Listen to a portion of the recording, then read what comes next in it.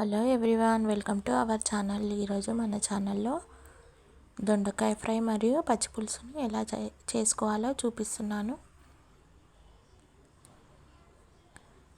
ఇంకెందుకు వీడియోలోకి వెళ్ళిపోదాం పదండి. ఫస్ట్ స్టవ్ ఆన్ చేసుకొని స్టవ్ పైన ప్యాన్ పెట్టుకొని ప్యాన్ వేడెక్కిన తర్వాత ఆవాలు కాదు ధనియాలు, జీలకర్ర, ఎండు కొబ్బరి,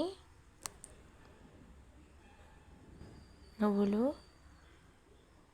ఎండుమిర్చి, కొంచెం చింతపండు వేసుకొని వేయించుకోవాలి. ఇవన్నీ వేగిపోయిన తర్వాత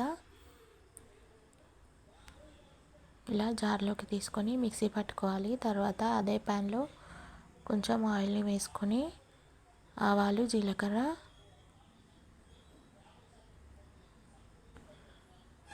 ఉల్లిపాయలు, కరివేపాకు, పసుపు, అల్లం వెల్లుల్లి పేస్ట్ వేసుకొని వేయించుకోవాలి.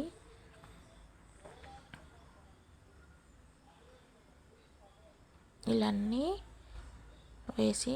వేగిన తర్వాత అన్నీ వేయించుకోవాలి. వేయించుకున్న తర్వాత లాస్ట్లో దొండకాయలు వేసుకొని వేయించుకోవాలి. ఇంకోటి ఏంటంటే దొండకాయలు రౌండ్గానే కట్ చేసుకోవాలి ఫ్రై కాబట్టి. అంటే ఈ దొండకాయల్ని రకరకాలుగా కట్ చేసుకుంటారు. కట్ చేయటంలో కూడా టేస్ట్ మారుతుంది. రౌండ్గా కట్ చేసుకుంటే ఒకలాంటి టేస్ట్ వస్తే, చిన్నగా కట్ చేసుకుంటే ఒకలాంటి టేస్ట్ వస్తుంది. ఇంకోటి ఏంటంటే మనం ఫంక్షన్లలో ఫ్రై చేస్తారు కదా, డీప్ ఫ్రై చేసి దానికి మాత్రం పొడుగ్గా కట్ చేసుకుంటే బాగుంటుంది.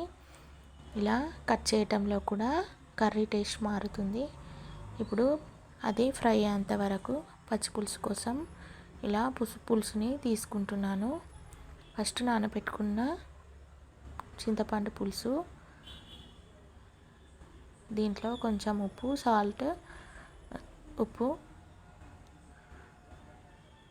చక్కెర వేసుకొని అది కరిగేంత వరకు అలా ఉంచుకుందాం. ఇప్పుడు ఇది ఫ్రై అయిపోయింది. దీంట్లో మిక్సీ పట్టుకున్న పౌడర్ని వేసుకుంటున్నాను.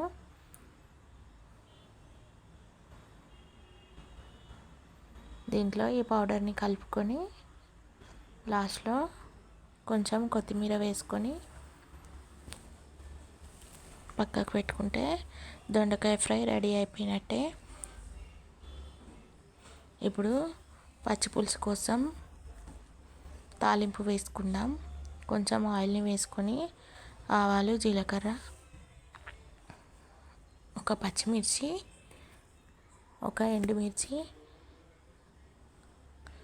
కరివేపాకు, పసుపు, అల్లం వెల్లుల్లి పేస్ట్ వేసుకొని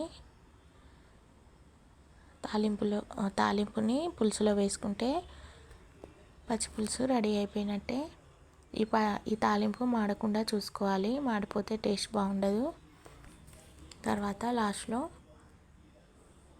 కొంచెం కొత్తిమీరని వేసుకోవాలి.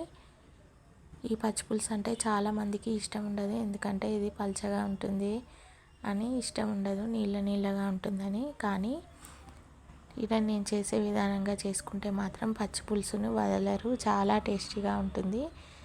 ఇలా అన్నీ వేసుకొని ఉల్లిపాయలు సన్నగా కట్ చేసుకొని, ఉల్లిపాయలు ఎక్కువగానే వేసుకోవాలి. ఇలా అన్నీ వేసుకున్న తర్వాత ఇలా పిసుక్కోవాలి. కానీ చూడ్డానికి కొంచెం ఇబ్బందిగా ఉన్నా కూడా చాలా టేస్టీగా ఉంటుంది. మీరు కూడా తప్పకుండా ఇలా చేయండి. పచ్చిపులుసు అలా పిసుక్కున్నప్పుడు ఆ ఫ్లేవర్స్ అన్నీ దాంట్లోకి వెళ్ళి చాలా టేస్టీగా ఉంటుంది. లాస్ట్లో కొంచెం నువ్వుల పొడి వేసుకొని కలుపుకుంటే పచ్చిపులుసు రెడీ అయిపోయినట్టే. నువ్వుల పొడి వేసుకుంటే ఇలా చిక్కగా వస్తుంది, టేస్టీగా కూడా ఉంటుంది. చూస్తున్నారు కదా ఎంత బాగా వచ్చిందో, చూస్తుంటే కూడా నోరు ఊరిపోతుంది కదా. మీరు కూడా చేసుకొని తప్పకుండా ట్రై చేయండి. ఇప్పుడు దొండకాయని వేరే గిన్నెలోనికి సర్వ్ చేసుకుంటున్నాను. లాస్ట్లో కొంచెం కొత్తిమీరను వేసుకొని సర్వ్ చేసుకుంటే సరిపోతుంది. ఇప్పుడు వేడివేడి అన్నం నేను దొండకాయ ఫ్రై పెట్టుకొని తినేస్తున్నాను.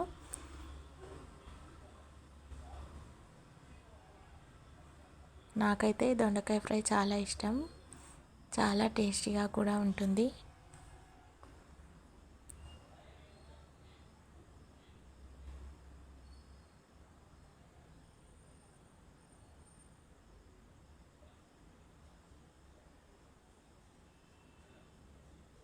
చూస్తున్నారు కదా, కలుపుతుంటేనే నోరు ఊరిపోతుంది కదా.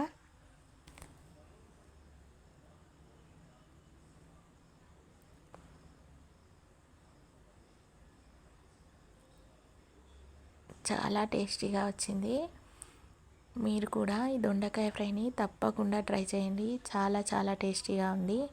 ఇప్పుడు లాస్ట్లో కొంచెం పచ్చిపులుసుతో తింటున్నాను.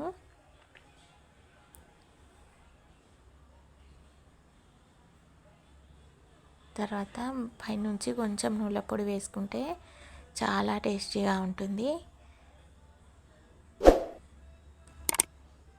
ఈ వీడియో కనుక మీకు నచ్చినట్టయితే like, share, subscribe to Shweta Sairaj YouTube channel.